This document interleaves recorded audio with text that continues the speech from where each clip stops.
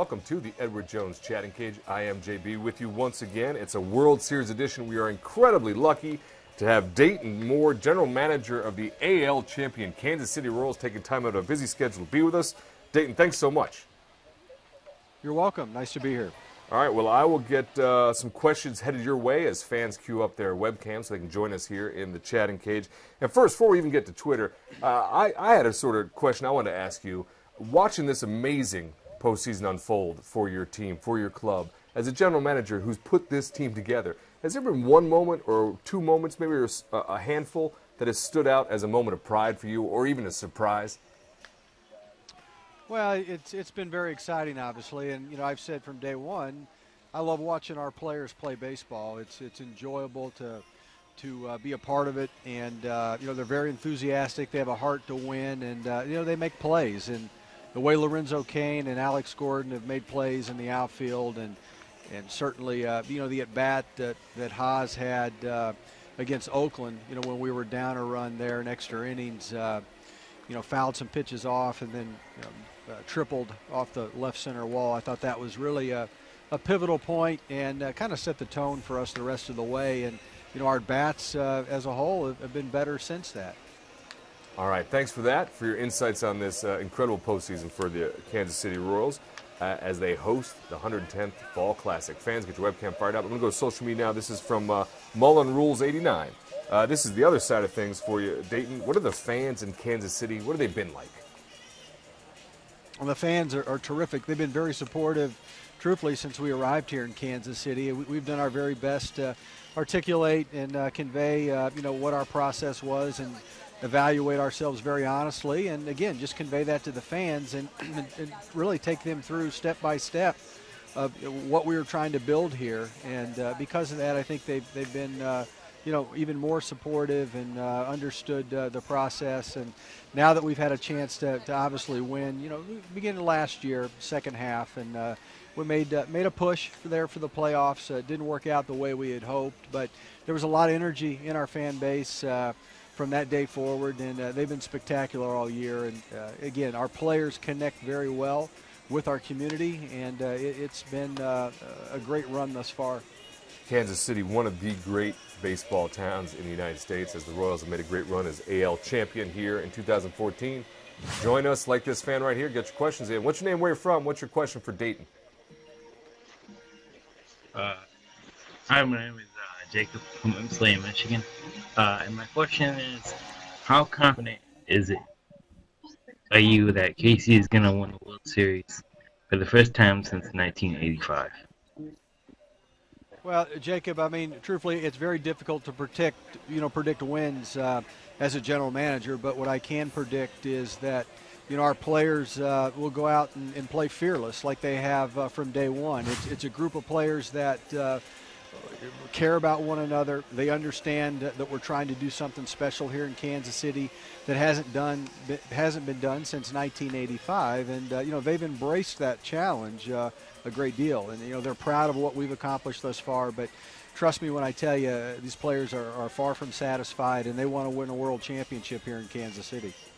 Jacob, thanks so much for joining us and for asking that question. And Dayton, thanks for your insights and your answers on that. And what a great assessment of a team just to call your players fearless. What a great way to go out there and play some baseball. It certainly energizes the team and the fan base in that way. I'm going to go back to social media, back to Twitter, and talk about some of those fearless guys taking the hill for you. Alvarez92 wants to know, how important has that Royals bullpen been down the stretch?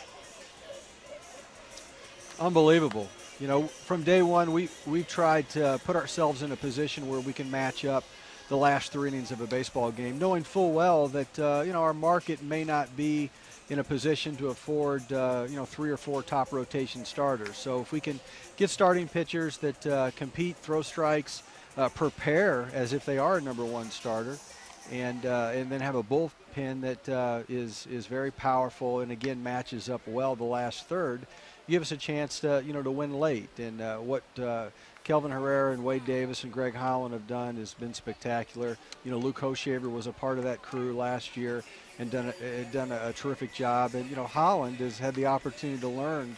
Greg Holland's had the opportunity to learn from some really good closers in Joaquin Soria and Jonathan Broxton. So he's waited his turn and learned a lot, and he's been great at anchoring the bullpen.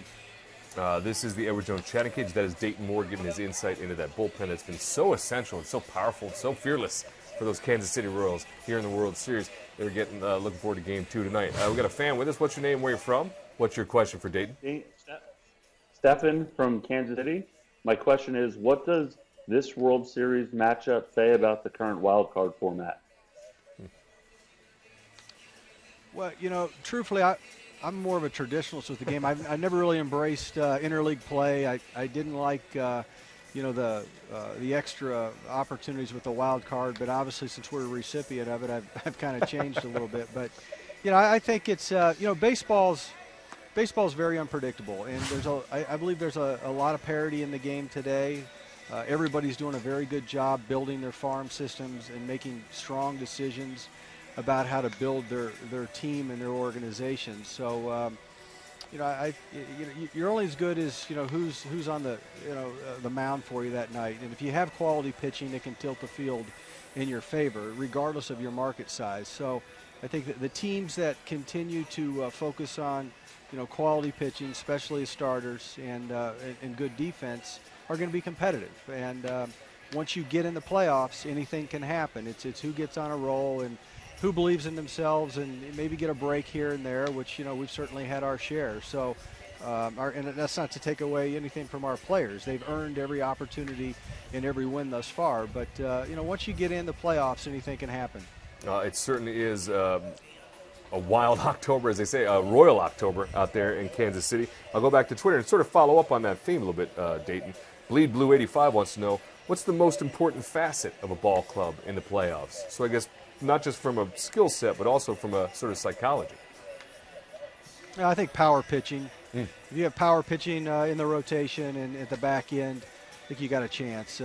It's very difficult to put multiple hits together and have big innings. Certainly being able to pop a ball out of the ballpark is important. It's crucial. And, we've been able to do that in the previous series, with a player or two getting a big home run, whether it be Alex Gordon or Mike Moustakas or Eric Hosmer. And you got to be able to make plays. And that's one of the things we've been able to do. And, and Lorenzo Cain has really solidified that for us. And Alcides Escobar's made some terrific plays as well. It certainly has. It's been just a thrilling October to watch as the Royals have marched through into this World Series here, taking on the San Francisco Giants. It's the Edward Jones Chatting Cage. That is Dayton Moore, GM of those Kansas City Royals. We've got a fan with us right now. What's your name? Where you're from? What's your question for Mr. Moore? Hi, my name is Brittany from Wichita, and I was wondering, what's the coolest thing you've seen around the city during this postseason? Well, Brittany, really, it kind of goes back just to the evolution of our organization since we came here. Our reference point was June of '06. Our first draft was June of 2007. And early on in those years, the young fans would come out to the ballpark when we play Boston or New York, and they'd have Pedroia jerseys on, and Ortiz and Jeter and Rodriguez. And and now seeing a group of fans that have embraced this team and they want to be the next Salvador Perez or Mike Moustakas, and what Alex Gordon has done and how he's persevered has been a terrific story. So just that our fan base is energized, and I feel like we've grown baseball and energized baseball in the city of Kansas City, and that's important. And as a general manager, I find that to be very rewarding. It's great to see through the eyes of Dayton Moore as you look around the city and see what may have once been out-of-town jerseys become hometown jerseys, something the team's been able to accomplish. That's a great thing to see for Kansas City and for the Royals and for Mr. Moore. Another fan steps in the cage. What's your name, where you're from, what's your question for Dayton? Hi, my name is Cody from Dallas, Texas, and I was wondering what advice you would give to a college student who aspires to work in a baseball front office. Well, I think, Cody, you got to have a lot of passion and perseverance in the game. It's very challenging, obviously, and the competition is very strong. But a lot of people, truthfully, bow out as they get other opportunities to do other things, and you got to stick to it. I just know my own story, my own career path. I was a college coach and then a part-time scout and an area scout, and from there I got a chance to get other opportunities. but I think it's just important to be around the game and learn as much as you can, ask questions, blend in, in the right moments, and just try to learn, and keep that passion, strong, for what you want to accomplish. The Edward Jones Chatting Cage has Dayton Moore talking about if you want to work in the front office, passion and perseverance might be the first keys. This is pretty good advice across the board, wherever you want to work. We go back to Twitter, 99 Sliders. How would you describe Ned Yost's managerial style? Well, I talked about our team being fearless, and that's what Ned's about. And Ned came on at a point in time when, truthfully, the morale of our organization was starting to wane a little bit. We had just let go Trey Hillman, who was a terrific baseball man, and really did a great job and helped molding our organization to where we are now. But Ned breathed a lot of life back into us, and with just very fearless attitude. What you see on the field really is just a little bit. There's so much more that happens off the field and in the clubhouse, and in relationships with the coaching staff, and the meetings that we have, and certainly the straight line communication that he has with the players. So he's done a terrific job of being consistent and creating a great culture for us to win. Fearless, passion, and persistence. A lot of great thoughts from Dayton Moore. Dayton, I know you got a lot going on as Kansas City has re-energized. The Royals have re-energized that city for baseball. It's a thrilling time to be there, hosting the biggest baseball event of the year. Thanks for taking time out of your day to be with us. Yeah, great to be with you. Thanks for having me. All right, fans, thanks to you as always. That wraps it up for this round of the Edward Jones Chatting Cage.